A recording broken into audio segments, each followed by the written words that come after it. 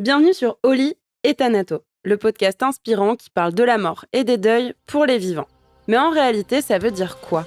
Dans mon approche, tout changement est considéré comme un deuil.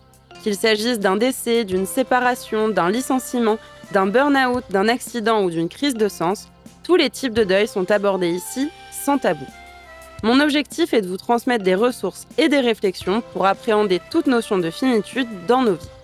Partager le micro pour témoigner son vécu, décrypter un sujet d'actualité sous l'angle du deuil ou éclairer nos connaissances sur ces sujets, on peut vraiment dire que je parle de la mort et des deuils à toutes les sauces. Alors, qu'avons-nous au menu cette semaine ? Bonjour à tous, je suis ravie aujourd'hui de vous accueillir dans un nouvel épisode et j'ai le grand plaisir et l'honneur de pouvoir accueillir Laurent. Laurent, merci pour cet enregistrement en présentiel, pour cet échange qu'on va avoir. Et avant de faire une petite présentation de notre épisode, je te laisse avant tout te présenter. Bonjour à tous. Déjà, merci Charlène de pouvoir me donner l'occasion de parler de mon métier, d'éclaircir un peu certains points qui ne sont pas forcément abordés au quotidien par rapport à mon métier. Alors, je suis thanatopracteur depuis maintenant 24 ans. Alors, j'ai un parcours un peu particulier. C'est arrivé, je dirais, par surprise. Mais à la base, j'ai travaillé en boîte de nuit, j'ai tout un parcours bien atypique et rien me prédestinait à faire ce métier. Et c'est devenu vraiment un métier passion et un métier qui permet d'accompagner les gens au quotidien et au mieux. Merci pour cette présentation. Comme tu l'as dit, c'est réellement un métier passion. Tu as parlé d'accompagner aussi. Petit point d'information, voilà, la thanatopraxie, on va avoir l'occasion d'en parler de qu'est-ce que c'est, en quoi ça consiste. Ça peut être un sujet qui peut être peut-être pour certaines personnes, pour des âmes un petit peu plus sensibles, peut-être un petit peu délicat. Donc, petit conseil, si vous sentez que sur certaines choses qu'on aborde, c'est pas OK pour vous ou ça va trop loin pour vous, juste écoutez-vous, mettez pause, revenez-y plus tard, avancez l'épisode.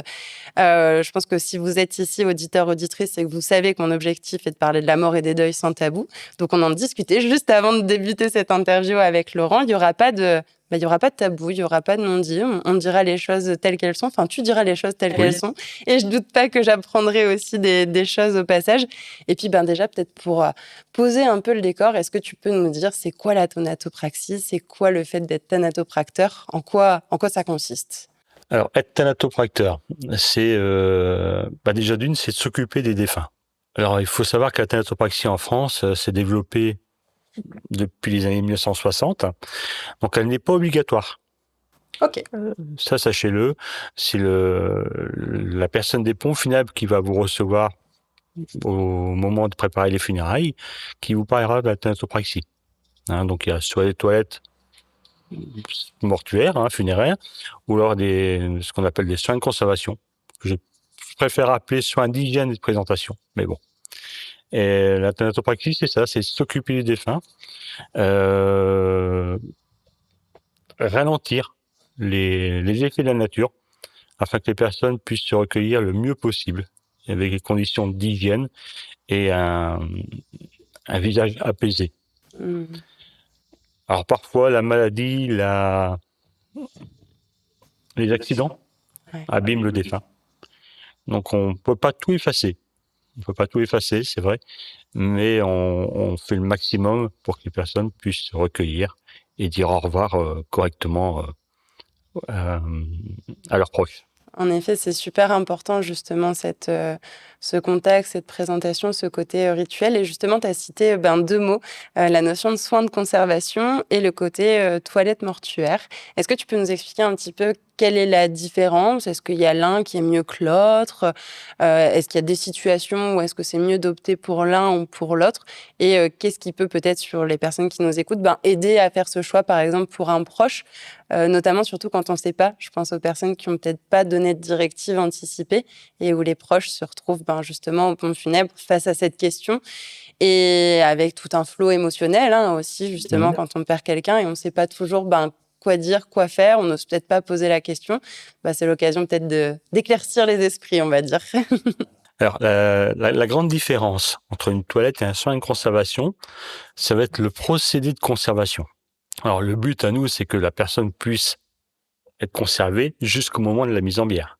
La toilette, on va commencer par le plus simple, c'est de faire une toilette, de laver la personne, l'habiller, la maquiller et la disposer la présenter sur une table de présentation, mais qui est réfrigérée. Donc là, on va surtout agir par le froid. Pourquoi il faut absolument qu'on puisse trouver un procédé? C'est-à-dire qu'au mois après du décès, on a des bactéries qui se développent dans notre corps. L'intestin, etc. Bon, ça crée des gaz, ça crée des bactéries, donc ce qu'on appelle nous la thanatomorphose. Donc c'est ce qui se développe après le décès. Ok, c'est la métamorphose du corps due à la mort. Voilà, on pourrait le dire comme ça. Pour arriver à un moment donné à la putréfaction. Ok. Alors c'est un terme qu'on a quand même pas trop à dire, mais c'est la réalité des choses. C'est ça. Donc là, avec le froid, on va bloquer. Par contre, on va pas agir, je dirais, sur une cyanose. Une cyanose, c'est une personne qui devient bleue suite à soit une crise cardiaque ou un manque d'oxygène. Okay. Donc la peau devient un peu bleue, violacée. Donc ça, la toilette ne va pas l'enlever. On ne va pas agir directement à l'intérieur du corps, puisque le procédé est extérieur. Okay. Voilà, la grande différence est là entre les deux procédés. La thanatopraxie, on reste sur une toilette, un habillage, un maquillage, une présentation. Donc sur une table, mais qui ne sera pas forcément réfrigérée. Là, on va plutôt injecter un produit à base de formaldéhyde qu'on va, par le biais d'une canule, on va injecter dans le système artériel, de telle manière à pouvoir le diffuser au mieux. Bon, c'est vrai qu'on injecte une grande quantité, pour ma part à peu près 7,5 litres, donc il faut imaginer un peu ce que ça représente. Et il faut qu'on fasse de la place pour éviter les gonflements. De la place dans le corps? À l'intérieur du corps de la personne? À l'intérieur du corps, à l'intérieur oui, du on corps. injecte, Okay. Voilà. Donc on va venir ponctionner avec ce qu'on appelle nous un tube de ponction. D'accord. L'oreillette droite au niveau du cœur. Okay. De telle manière à ce que ça fasse de la place pour que le produit se diffuse au mieux. Donc on est obligé de ponctionner en fait. Okay. Si je ne ponctionnais pas, oui, à pour ce moment-là, mettre quelque chose, il faut faire la place. Okay. Voilà. Et ensuite, ce produit va ralentir le processus bactériologique, on va dire. Et ça permet vraiment de conserver, je dirais, le plus longtemps possible. Après, on agit toujours contre nature. On est d'accord. Le corps est toujours le plus fort et c'est à nous, thanatopracteurs, d'être à l'écoute du corps. C'est intéressant. On doit être à l'écoute de la famille par rapport à leurs souhaits. Ouais. S'ils souhaitaient que la personne soit coiffée d'une certaine manière. Et là, l'avantage d'avoir une photo récente permet vraiment de donner l'image. De ressembler le plus possible à la personne avant son décès et à la réalité de ce que les proches connaissent, en fait. C'est ça, c'est bien ça. Et donc, il y a ça, en fait. C'est surtout ça. Donner un visage qui correspond à leur attente. Ouais. Et sur lesquels les gens se disent, voilà, la mort n'a plus de traits. On a l'impression qu'il est apaisé. Et quand les gens nous disent, tiens, on a l'impression qu'il dort, là, j'ai réussi mon boulot. Ah, c'est beau. Ouais, c'est que finalement, même s'il y a un côté très technique, justement, oui. à la thanatopraxie, j'aime bien, dans ce que tu viens de dire, pour moi, il y a ce côté de douceur. Tu dis, justement, quand la famille, par exemple, va dire, on a l'impression qu'il ou elle dort, c'est qu'il y a du coup ce rapprochement avec la réalité. Et je pense notamment à la suite, au processus de deuil, pour les familles et les proches, c'est des images qui peuvent être compliquées quand même de base, de voir un proche allongé sur une table, réfrigéré ou non, mais en tout cas allongé sans vie, un corps qui est froid. Et justement, le fait que tu dises cette phrase il ou elle dort, ça vient y mettre, je trouve, de la douceur et de la sérénité. Tu citais tout à l'heure le mot d'accompagnement et je sais que c'est un mot qui est important pour toi, où tu vois pas juste ton métier sur un côté très technique par rapport au corps, mais où il y a aussi toute cette dimension d'accompagnement. Est-ce que tu as envie de nous en parler un petit peu? Oui, c'est vrai que l'accompagnement pour moi est très important. Alors, il faut savoir que je ne suis pas que thanatopracteur. J'ai été aussi conseiller funéraire et je suis à l'occasion aussi maître de cérémonie. Alors, maître est un grand mot. C'est plutôt une personne qui est là, je dirais, pour parler du défunt. Parler du défunt, accompagner les personnes dans l'hommage qu'ils souhaitent rendre à la personne. Puis et il n'y a pas de règles bien précises. Hein. Il faut s'imaginer que quand c'est religieux, quand on passe à l'église, c'est vrai qu'il y a tout un protocole. Quand c'est un service civil, dans un crématorium, la seule chose qu'on doit respecter, c'est le temps de disponibilité de la salle, d'accord?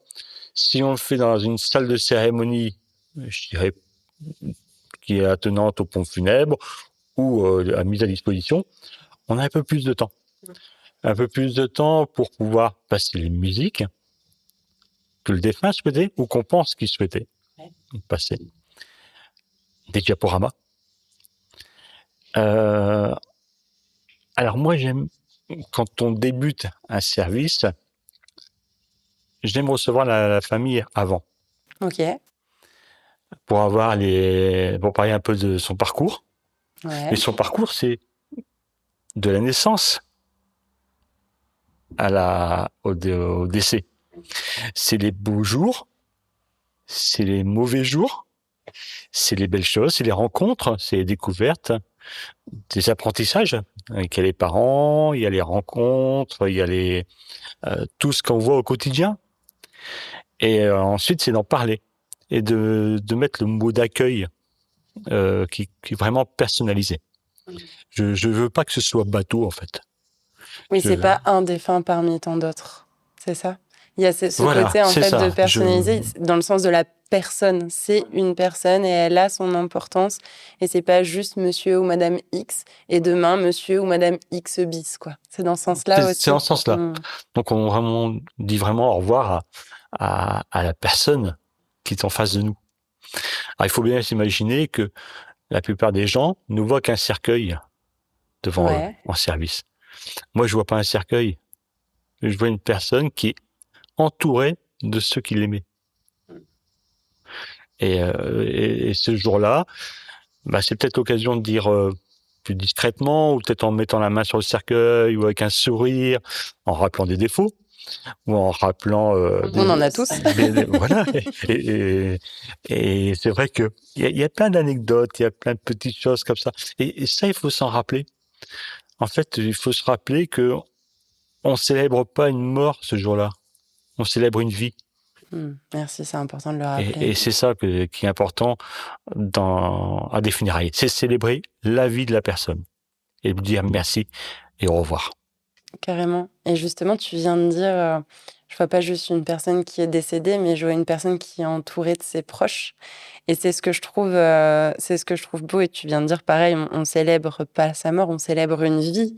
Il y a cette notion où, comment dire, la personne est entourée de ses proches et en tant que thanatopracteur, finalement, tu t'occupes du corps d'une personne qui est décédée, mais pas tant pour cette personne qui est décédée. Et bien sûr, il y a le respect de sa dignité, tout ça, et on pourra y venir ensuite, mais c'est surtout pour pouvoir présenter cette personne à sa famille, aux proches et aux vivants. Tu t'occupes du défunt pour pouvoir le présenter aux vivants, pour pouvoir, on parlait de douceur, de faciliter peut-être ce processus de deuil aussi. Je sais pas, ça me venait comme ça et je trouve ça très beau, en fait, tout simplement d'avoir ce lien entre la vie et la mort, en fait, d'une certaine manière. Je sais pas si c'est comme ça que tu le conçois. Oui, un peu comme la sage-femme. Ouais, c'est vrai. La sage-femme, elle accompagne à l'arrivée. Moi, je suis un peu celui qui accompagne. T'es le sage homme de la fin. Voilà, on va dire ça. Pas toujours sage, mais on a tous des défauts, on vient de le dire juste avant, donc voilà. on fait ce qu'on a. Mais c'est ça, en fait, on a J'ai ce rôle-là et qui pour moi me fait vivre un métier passion tous les jours. Ouais. Est-ce qu'il y a justement peut-être des situations, on parlait de la différence entre du coup soins de conservation et toilettes mortuaires, est-ce qu'il y a des situations où l'un ou l'autre est mieux, ou est-ce qu'il y a des situations où peut-être il faut pas faire de toilettes, où il faut pas faire de soins? Je pense notamment peut-être à des personnes malades ou ce genre de choses. Est-ce qu'il y a des choses à savoir peut-être pour les proches, qui serait important de savoir, par exemple pour une personne qui est malade, qui est en fin de vie et qui va décéder, est-ce que l'un ou l'autre est mieux? Alors effectivement, il y a des cas où la plupart des thanatopracteurs vous diront qu'il faut toujours faire des soins de conservation. Ouais. La plupart. Moi, avec le temps, avec l'expérience, quand ça va bientôt faire 25 ans, j'ai préparé un peu plus de 10 000 défunts. Ce qui est quand même, quand on y réfléchit, Assez important. assez important. Il y a des moments où j'ai fait des soins de conservation sur des personnes et malheureusement, j'ai trouvé la personne plus belle avant mes soins. Plus belle avant parce que elles sont peut-être décédées d'une manière, je dirais, plus douce. Alors, je sais pas si on peut dire que c'est une douceur dans la mort parce que c'est toujours une épreuve, quelque chose de dur. Plus naturel peut-être? De Plus manière plus naturel, naturelle? peut-être dans leur sommeil ou d'une manière où qu'il n'y ait pas trop de souffrance. Plus apaisé, plus Plus apaisé, naturel, ouais, voilà. je vois. Donc des personnes assez émincées qui étaient. Et quand j'injecte, on injecte quand même avec une certaine pression notre produit. Et j'ai eu parfois des petits gonflements, si ce n'est qu'au niveau au niveau du cou, etc. Où ce sont les tissus qui ont pris le produit, la pression. Bon, j'aime pas trop en parler comme ça parce que certains diront ouais, qu'est-ce qu'il raconte stop, arrête, tu parles contre la thanatopraxie. Non. Mais il faut se dire bon, une toilette, ça suffit. Une toilette, ça suffit. Les funérailles sont en 2-3 jours. La personne est apaisée. Un habillage peut largement suffire. Il y a des religions où il n'y a pas de soins de conservation qui sont autorisés. Hein, on va parler de religion musulmane et d'autres. Hein, mais il n'y a pas qu'une seule religion, il y en a plusieurs. Il y a aussi cet effet de volonté du défunt, de son vivant. Voilà, j'ai été malade, on m'a beaucoup mis des piqûres, etc. Et la personne souhaitait qu'au moment du décès, soit laissée tranquille. Ouais, carrément. Bah, quand tu dis ça, on en parlait juste avant, mais moi, ça me fait penser à ma grand-mère qui est décédée du cancer du pancréas, qui en avait marre, en fait, qu'on touche à son corps et qui, clairement, en avait marre. Déjà, n'avait plus envie de vivre de par ses douleurs aussi. Et quand on nous a posé la question aux pompes funèbres et qu'on avait du coup demandé la différence entre toilettes et soins mortuaires, c'était notamment à mon grand-père, mon parrain et moi, parce qu'on était tous les trois à ce moment-là. Et en fait, par respect pour ma grand-mère qui disait j'en ai marre qu'on touche à mon corps, je me voyais pas demander des soins et d'être plus dans quelque chose de alors naturel, mais je vais préciser dans quel sens j'entends naturel, dans le sens respect de la nature. C'est-à-dire que quand l'homme n'était pas aussi évolué que ce qu'on peut être maintenant, il n'y avait pas tout ça en réalité.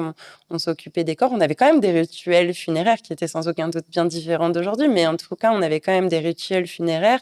On prenait soin du corps sans forcément lui injecter quoi que ce soit, et on était plus dans ce côté respect de la nature. C'est dans ce sens-là où je dis naturel, et je trouve que ça rejoint un peu ce que tu disais, où parfois il y a peut-être des personnes qui sont alors plus belles, peut-être plus ressemblantes à ce qu'elles sont réellement, peut-être sans ces soins. C'était dans ce sens-là, ce que tu disais? Il y a ça, oui, effectivement, qui sont plus ressemblantes où on va changer l'aspect. Il y a des enfants aussi, malheureusement, dans mon métier, j'ai dû m'occuper d'enfants. Les enfants, en général, on les laisse tranquilles. On les laisse tranquilles parce que bon, il y a quand même cette innocence qui est là. Il y a des personnes, comment ça s'appelle, qui attendent certaines choses de la thanatopraxie et qu'on peut pas amener. D'accord? On va prendre le cas du cancer du pancréas dans lequel on vient de parler. La plupart du temps, quand une personne décède du pancréas ou d'une hépatite ou d'un cancer du foie, l'aspect de la personne est jaune. D'accord? Quand moi, après, c'est une question de dosage, c'est une question de concentration de produit qu'on va injecter. mon produit va interagir avec la bille. De passer à jaune, au bout de quelques jours, on va avoir un teint un peu verdâtre, gris. D'accord? Donc, on va passer, on le sait pertinemment en tant que thanatopracteur. Donc, on va essayer de diminuer le dosage de telle manière à pouvoir limiter cette interaction. Et si la personne devient un peu, change de couleur ou n'importe quoi, on va mettre du maquillage. Ce qui est désolant parce qu'en fait, on va faire un masque. On va faire un masque sur la personne et la famille qui va venir se recueillir va dire, c'est pas mon proche. C'est pas mon proche. Qui est-ce qui lui a mis un teint comme ça? On va essayer de cacher quelque chose. Ouais, on vient masquer. On va masquer. Alors que tout le monde sait que la personne avait cet aspect-là. Et ces derniers temps. Sauf la personne qui l'a pas vu depuis des mois, etc. Bien sûr. Donc, on va essayer de faire bien, mais ce sera pas forcément quelque chose d'extraordinaire. Et dans ces moments-là, la thanatopraxie, peut-être pas forcément nécessaire. Mais c'est vrai que une personne qui décède en général du pancréas ou d'un cancer du foie ou des intestins, etc., il y a comment ça s'appelle, des liquides dans le ventre. Mais ces liquides-là, on peut les ponctionner. Ça s'appelle de l'acide. Et ça peut parfois être 5, 10 litres, voire 15 litres dans le ventre. Donc, diminuer cette pression-là, enlever ça, c'est aussi une question d'hygiène. Et quand on a des escarres ou des plaies, tout ça, il faut, nous, en tant que thanatopracteur, on va agir aussi là-dessus. On va pas faire que l'aspect injection. Il n'y a pas que l'aspect intérieur ou le visage, il y a finalement l'ensemble du corps, c'est ça? C'est l'ensemble du corps, c'est une question d'hygiène. Donc la personne qui vient se recueillir à côté d'un défunt, qui sent, qui change d'aspect. Donc la thanatophore évolue, la flore bactérienne évolue. C'est pas quelque chose de très agréable pour se recueillir.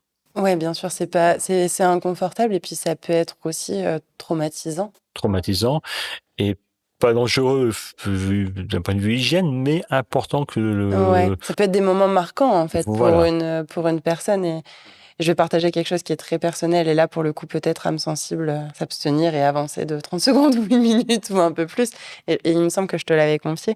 Quand mon papa est décédé, je suis arrivée un matin au salon funéraire, j'étais la première et il avait plein de sang en fait au niveau de la bouche et au niveau du cou et ça m'avait vraiment, alors ça m'a pas traumatisée, mais ça m'a choquée, ça m'a surprise et même à me dire: «Mais du coup, est-ce qu'il est encore en vie?» parce que si son corps, il réagit, qu'est-ce qui se passe, en fait? Je comprends pas. C'était la première fois d'âge adulte que je faisais face au corps d'un proche et là, du coup, de mon papa et je me souviens que j'avais été un peu paniquée voir le conseiller en lui expliquant, en disant: «Mais je comprends pas pourquoi mon père saigne» et bon, pour la plupart des personnes ou pas, vous le savez, mon papa s'est suicidé. Il s'est notamment suicidé à l'aide de médicaments et en fait, le conseiller funéraire m'avait expliqué que justement les médicaments pouvaient avoir certaines réactions notamment. Alors je le dis avec mes termes qui sont peut-être pas les bons en termes techniques, mais que ça pouvait avoir certaines réactions et ça m'avait pour le coup vraiment choquée quand j'étais arrivée du matin.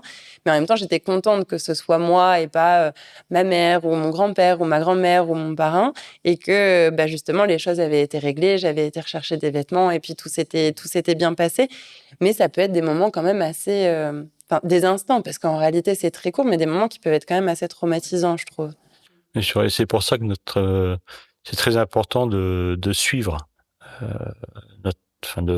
les défunts. En fait, nous, alors j'ai la chance, la plupart des thanatopracteurs ne sont pas comme ça. Nous, on est des thanatopracteurs résidents, c'est-à-dire qu'on n'est pas des sous-traitants. On travaille vraiment sur place. Donc tous les jours, on fait le tour de nos défunts. Si c'est pas nous, c'est le conseiller. Et le conseiller dit, voilà, il y a un souci, parce qu'il faut surveiller malgré tout. Et comme je disais tout à l'heure, c'est un travail contre nature. On parlait d'écoulement. Les gaz formés dans l'abdomen peuvent pousser certains liquides vers l'extérieur. Donc ça peut se produire. C'est une réaction naturelle finalement. Naturel, c'est tous les petits liquides qu'on a en nous. C'est pour ça qu'on vient ponctionner. On vient ponctionner l'estomac, les différents, on vient dégazer, etc. On essaie de bloquer au maximum pour éviter tout ça. De contenir, en fait, de contenir à l'intérieur du corps. Voilà. Ah, okay. On vient mécher aussi. On vient mettre du coton.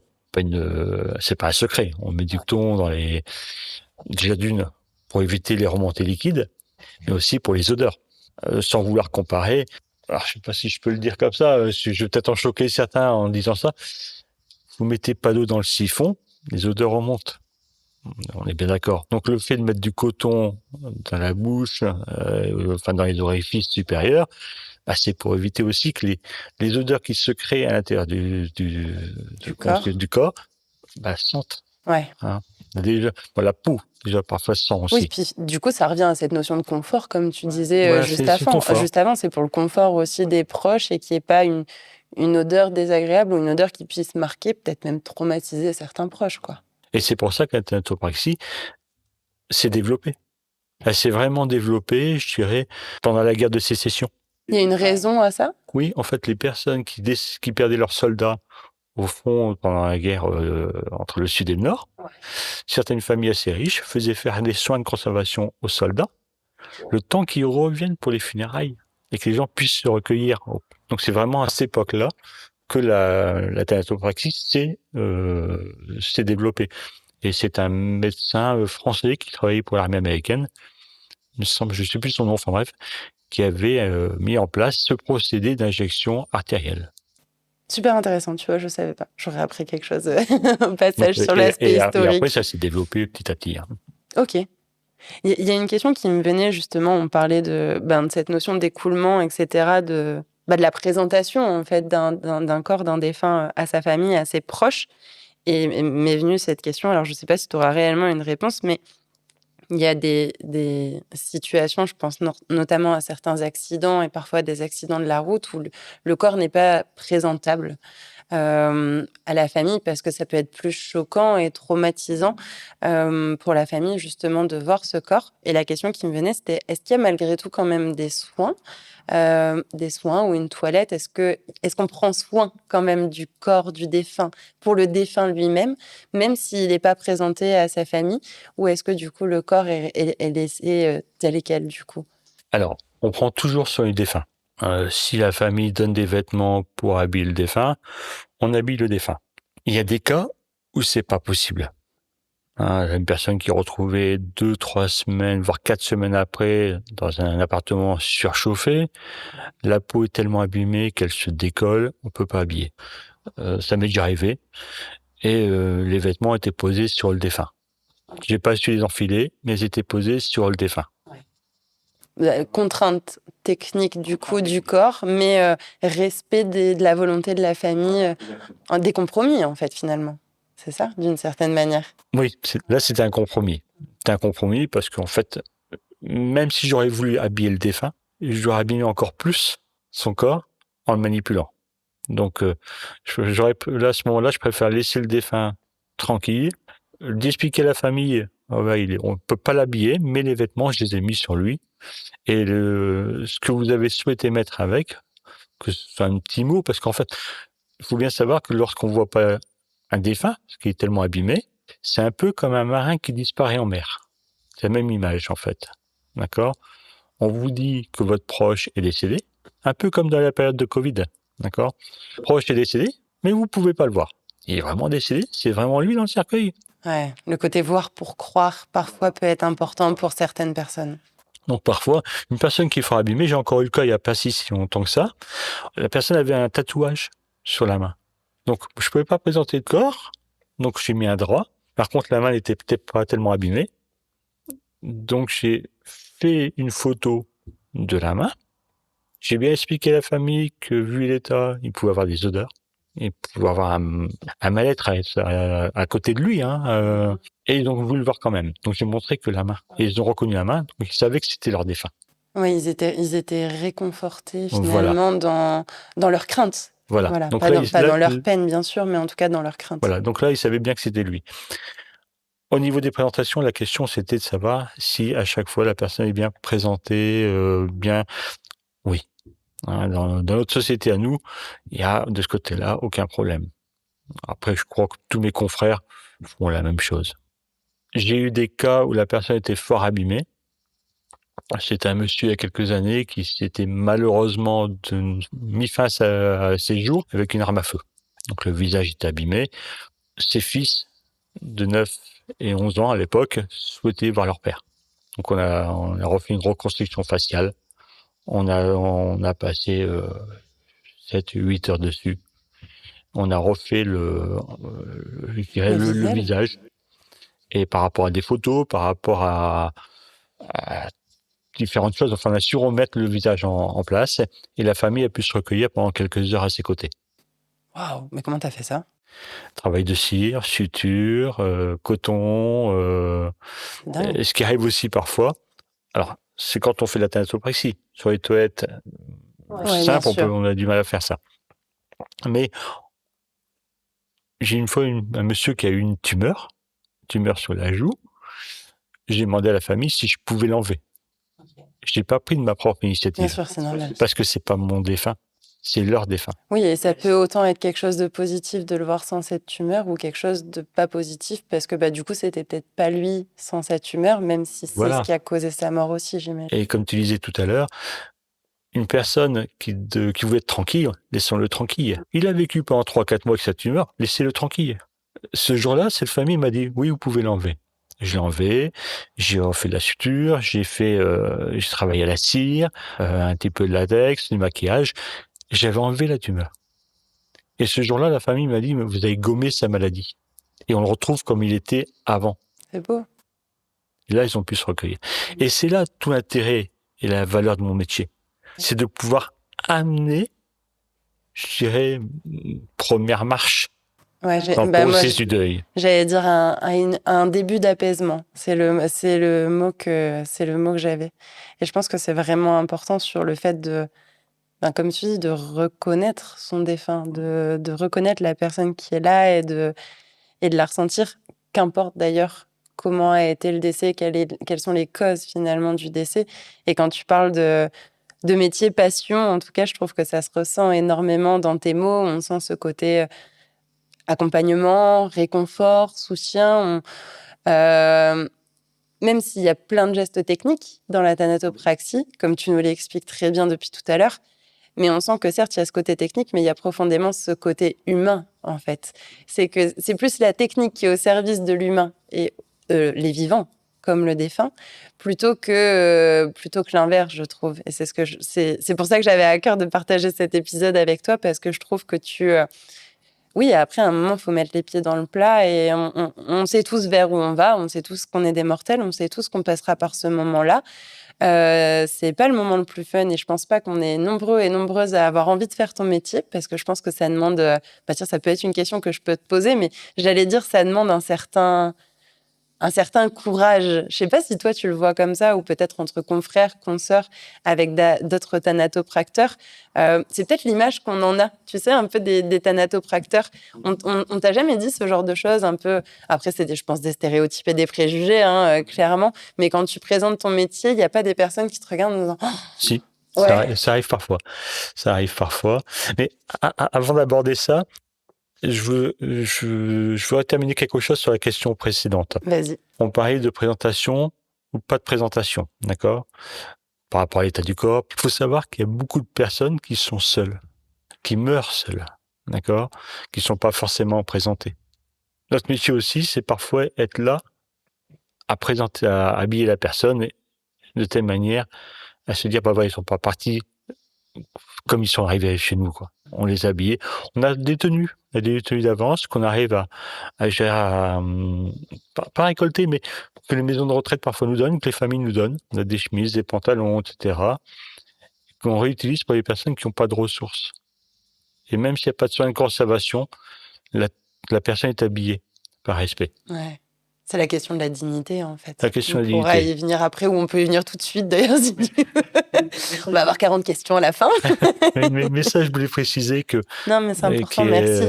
Qu'il y a des personnes qui partent seules parce que bon, soit ils ont plus de famille, soit ils ont eu un parcours de vie et des accidents de la vie et qui fait qu'ils se sont retrouvés seuls et qu'ils soient sous tutelle ou pas tutelle, qu'ils n'aient pas d'argent, qu'importe. La personne qui arrive sur ma table de préparation, alors désolé monsieur les politiciens, mais que vous soyez député ou alors simplement balayeur, chez moi, je l'oublie. Ouais, on est tous égaux face à la mort. Tous égaux, pardon. J'en fais même des fautes de conjugaison, des fautes de grammaire. Donc moi, toutes les personnes qui arrivent là, seront, je dirais pas accueillies, mais je dirais préparées de la même manière. Accompagnées, ouais, de la même manière. Peut-être avant d'aborder ce côté stéréotype, on peut peut-être faire le lien avec cet aspect de dignité de la personne. Parce que moi, je trouve que ça fait écho justement à ça. Est-ce que, tiens, peut-être c'est quoi pour toi respecter la dignité de la personne, du défunt? Là, je parle peut-être plus sous l'angle de la personne qui est décédée et qui ne peut pas donner son avis, comme on a pu l'exprimer aussi depuis tout à l'heure. Ça fait écho à quoi pour toi? Ça te fait penser à quoi? La dignité, c'est de respecter en fait chacun, en fait, quelle que soit sa religion, sa façon de voir, Moi, c'est l'être humain qui est face à moi. C'est l'être humain. En fait, ce jour-là, moi, j'ai pas grand-chose à faire. J'ai pas à juger la personne. J'ai pas de jugement à porter. En fait, ce que je dois faire aujourd'hui, c'est mon âme et conscience. Mon âme et conscience que je dois travailler ce jour-là. Je veux pas parler de dignité par rapport à quoi que ce soit, ni par rapport au rang social. Moi, de ce côté-là, c'est vraiment un défunt qui arrive entre moi. Ouais, c'est le fait d'accueillir, en C'est le fait, fait d'accueillir. le défunt, ses volontés s'il en avait, ou alors les volontés que la famille ont pu décider s'il y avait rien qui était établi. Voilà. Est-ce que tu as eu peut-être des demandes, j'allais dire cocasses ou originales, ou auxquelles on ne s'attend pas choquantes, mais dans le sens surprenante, où oh tiens, c'est amusant, en tout cas ça fait sourire avec douceur, voilà, un sourire un peu d'enfant, cet aspect un petit peu innocent. Est-ce que tu as eu des demandes particulières? J'ai eu des demandes particulières. J'ai une fille du défunt qui me dit, voilà, papa est arrivé, il m'a toujours dit qu'il était arrivé nu en ce monde et qu'il repartirait nu. Ok. Donc j'ai fait les soins de conservation. On l'a habillé. Ouais. On l'a habillé. Il a été présenté habillé à tout le monde, bien sûr. Ok. D'accord. Je tairai son nom par respect. Bien sûr, bien sûr. Mais les personnes qui m'entendent plutôt, il parle de papy. Et la connaissant, la personne va dire, merci d'y avoir pensé à lui. Mais au moment de la mise en bière, j'ai déshabillé le défunt parce que c'était son souhait. C'était son souhait de partir comme ça, et ses volontés ont été respectées. C'est le plus important en réalité. Voilà.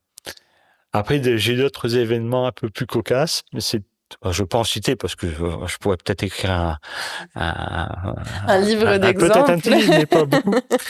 J'ai vu un monsieur qui a demandé à avoir un miroir dans son cercueil, mais à ses pieds.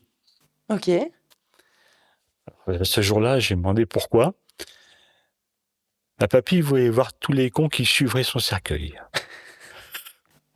C'est beau, c'est mignon. C'est le miroir dans son cercueil. Et arrivé au cimetière, on suit le cortège, bien sûr, avec la famille à côté de moi. Et j'étais venu à discuter avec le fils et je fais, à votre avis, votre papy voit quoi? Nous et tous les cons qui suivent. Que voyez-vous qui voit d'autres? Mais comme quoi, j'aime bien dire qu'il y a toujours de la vie dans la mort et de la mort dans la vie. Et je trouve que rien que par ces deux exemples, tu citais justement cette personne qui dira, ah bah tiens, il parle de papy. Alors, je ne sais pas de combien de temps date cette anecdote, cette histoire, mais comme quoi les morts sont toujours là, en fait, d'une certaine manière, et on parle toujours d'eux. Je parlais de ma grand-mère tout à l'heure, je parlais de mon père. Enfin, ils sont toujours là, en fait, d'une manière qui est totalement différente, mais ils restent présents. Et on parle de présence, mais j'ai eu un jour une personne qui m'avait dit, vous savez, l'absence, c'est simplement une main physique qu'on cherche. Tout le reste est là. Bien entendu. Donc on parle de présence de d'autres manières, et c'est ça. Alors mon boulot à moi, c'est de m'occuper du corps, le temps que les personnes peuvent encore toucher la main ou toucher le front, et de se recueillir et dire au revoir en face à face. À ce corps, en réalité. À ce corps. Voilà. Ouais, à ce corps et après, c'est se confronter aussi à une absence. Je suis désolée, je résiste pas à l'envie de te poser cette question et tu pas obligée de me répondre si tel était le cas. On parle de présence et du coup, ça fait écho à mes croyances. Et là, c'est de manière très personnelle, mais de cette vie après la mort et de certaines manifestations qu'on peut avoir des défunts, ce qu'on va appeler les VSCD, les vécus subjectifs de contact défunt, ou alors des signes, ce qu'on pourrait appeler des signes. Chacun peut y mettre le terme qu'il souhaite. Et si t'es pas OK à répondre à cette question, c'est tout à fait OK. Mais est-ce que c'est des choses que tu as déjà peut-être vécues ou ressenti cette forme de présence? Oui. Alors, j'ai déjà ressenti, pas beaucoup de fois, mais 3-4 fois grand maximum sur ma carrière. Ouais. J'étais seul avec le défunt dans la pièce. Alors, j'ai tendance parfois à leur parler, en arrivant à dire bonjour, etc. Mais bon, ça n'a rien à voir avec la question. Je me suis senti observé. OK. Alors, pas une présence comme on peut le sentir, comme on pourrait lire le paranormal. Pour moi, il y avait... Mais cette présence, un peu comme lorsque vous marchez dans la rue, vous avez l'impression d'être observé. Vous allez vous retourner et dire, il y a quelqu'un. Ouais. Ben, c'est ça.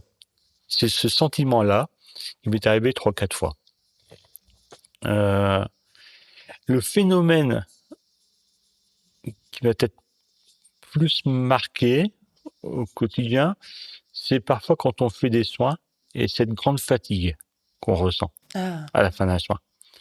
Alors, je sais pas si quand vous faites une grande séance de sport, parfois vous avez l'impression d'être fatigué, d'être usé, etc. Certains soins, c'est ça aussi. C'est un peu comme si on pompait votre énergie. Alors, est-ce que ça, on peut considérer comme un échange échange, d'énergie, je sais pas, ouais. mais il y a cette énergie qui s'en va.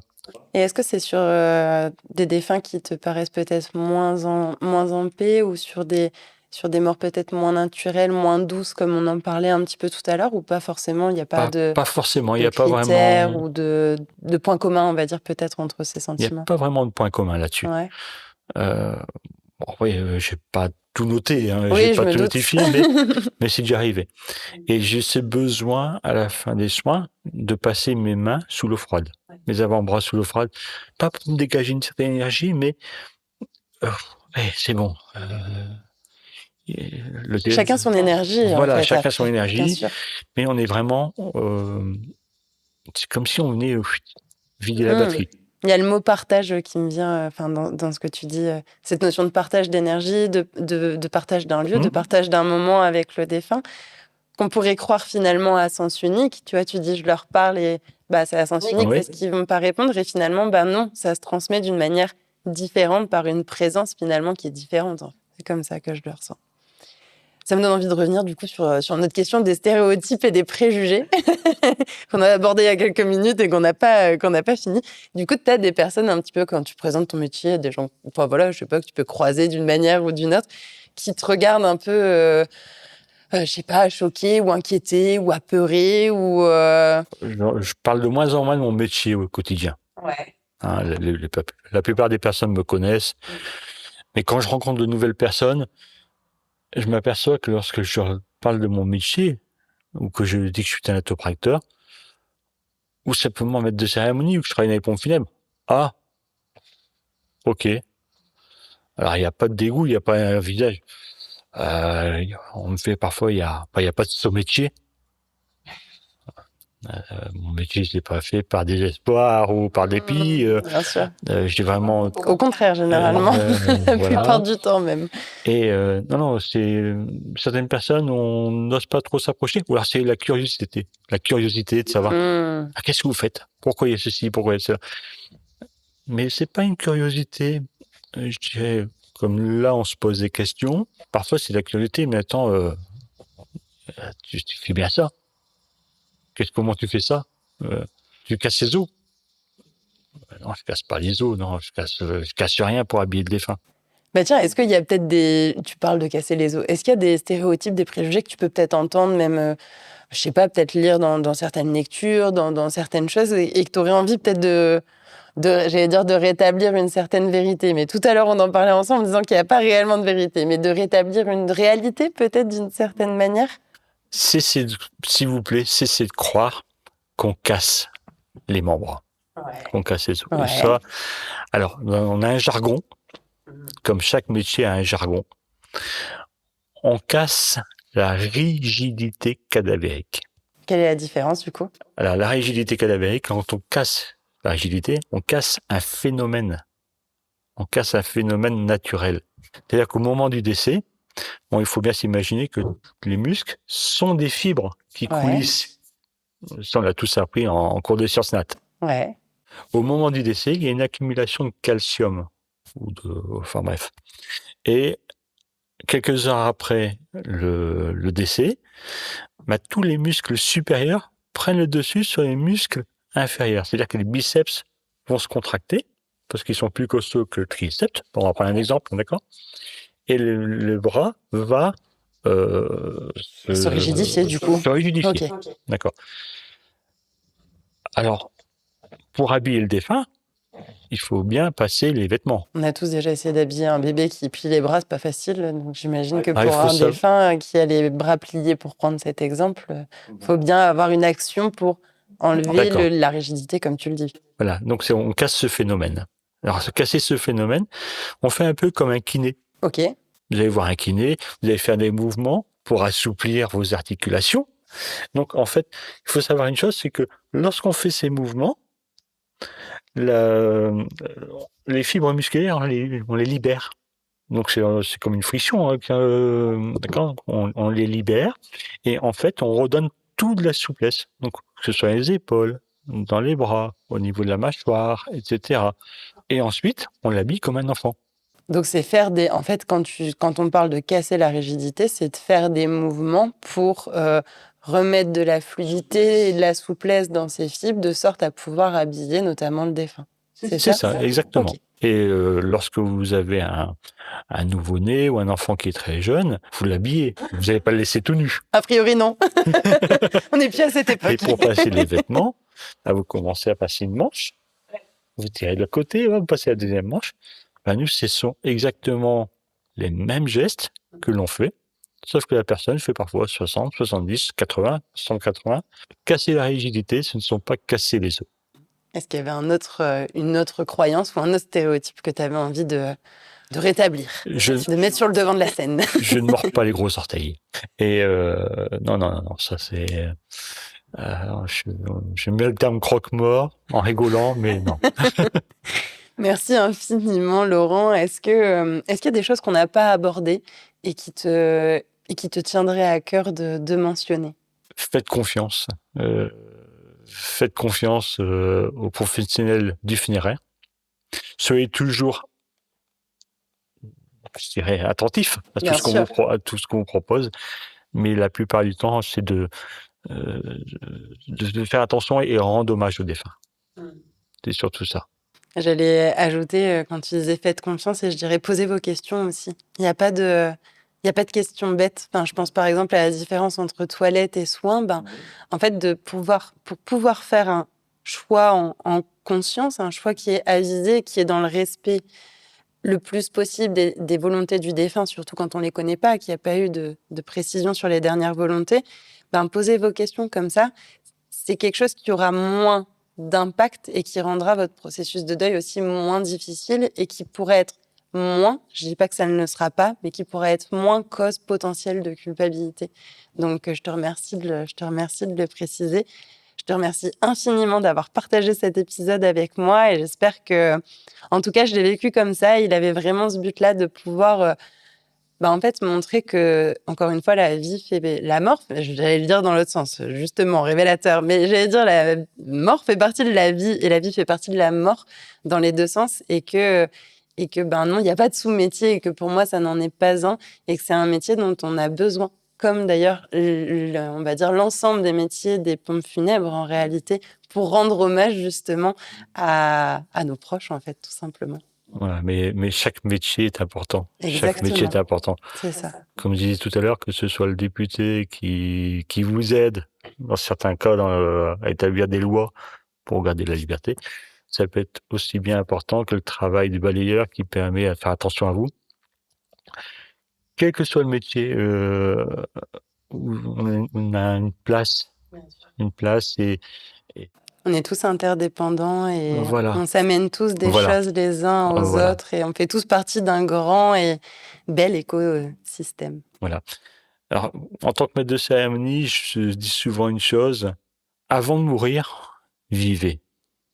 Et n'oubliez pas qu'il y a une chose qui est importante, c'est pas de mettre des années à votre vie, mais mettre de la vie dans vos années.